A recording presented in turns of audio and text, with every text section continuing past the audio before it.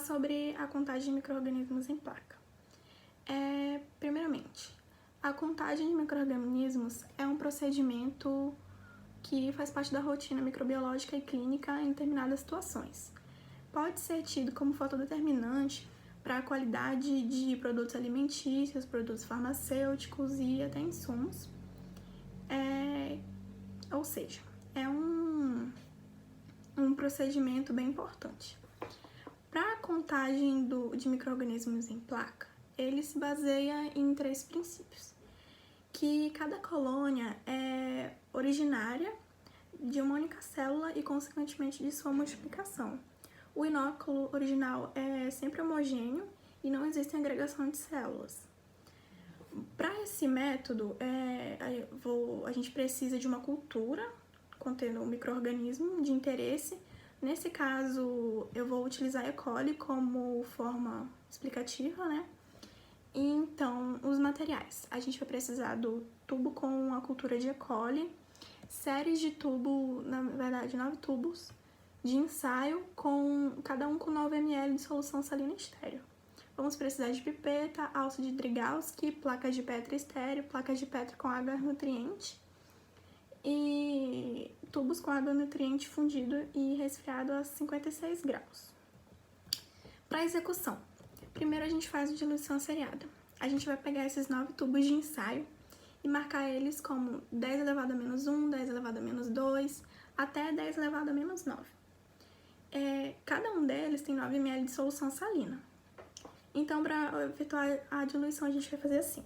Pegar 1 ml do tubo com a cultura de E. coli, vai homogeneizar e vai transferir esse 1 ml para o tubo marcado como 10 elevado a menos 1.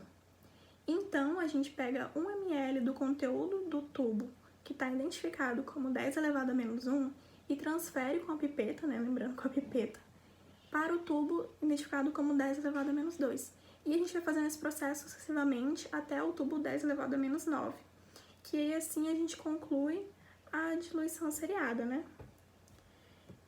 Então, a gente tem um método de incorporação, ou o método por plate, pode ser chamado assim, e o método de espelhamento em placa.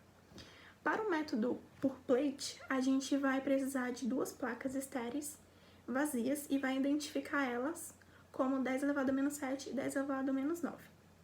Então, com uma pipeta estéreo, a gente vai homogeneizar o conteúdo do tubo identificado como 10 elevado a menos 9 e transferir 1 ml desse conteúdo para a placa identificada como 10 elevado a menos 9.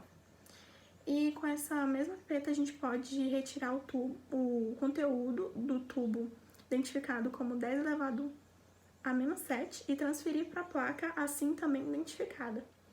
A gente vai colocar em cada uma dessas placas 25 ml de água fundido e resfriado a 56 graus e vai homogeneizar esse conteúdo com movimentos rotatórios suaves, porém sem retirar a placa da bancada.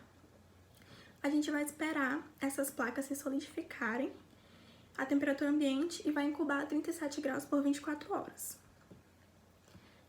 O método de espelhamento em placa, a gente pega 2 placas estéreis contendo o meio de cultura e vai identificar como 10 elevado a menos 6 e 10 elevado a menos 8.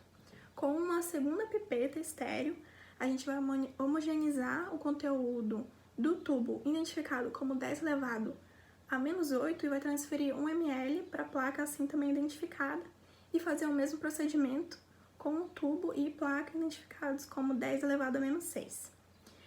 Com o auxílio de uma alça de Drygalski, a gente vai espalhar o volume uniformemente na superfície do agar e vai incubar essas placas a 37 graus por 24 horas. A gente vai retirar essas placas da estufa e vai fazer a contagem das unidades formadoras de colônia em cada placa. O resultado vai ser expresso em UFC, que é a unidade formadora de colônia, por ml de acordo com as fórmulas. No método por plate, a gente pega o número de colônias e multiplica pelo inverso da diluição em que foi realizada a contagem de colônias. E no método espelhamento em placa, a gente pega o número de colônias vezes 10, que é o fator de correção, e multiplica pelo inverso da diluição em que foi realizada a contagem de colônias. A gente vai anotar o número de colônias das diluições 10⁻⁷, -9, -6, -8 e calcular o número de bactérias por ml de suspensão. Então, como a gente pode ver, as vantagens de quantificar micro-organismos utilizando esse método é que somente as células viáveis vão ser contabilizadas, ou seja, as células vivas. Isso é um fator muito importante.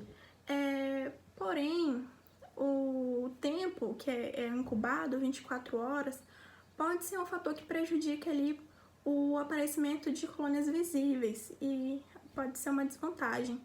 Outro fator importante também a ser considerado é que somente um número limitado de colônias deve crescer em placa, uma vez que quando muitas colônias crescem ali no mesmo ambiente, pode ocorrer a saturação, ou seja, algumas colônias serão impedidas de crescer, né?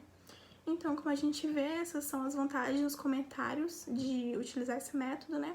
Normalmente, só são analisadas para contagem as placas contendo entre 25 a 250 colônias, mas alguns autores consideram também placas contendo 30 a 300 colônias.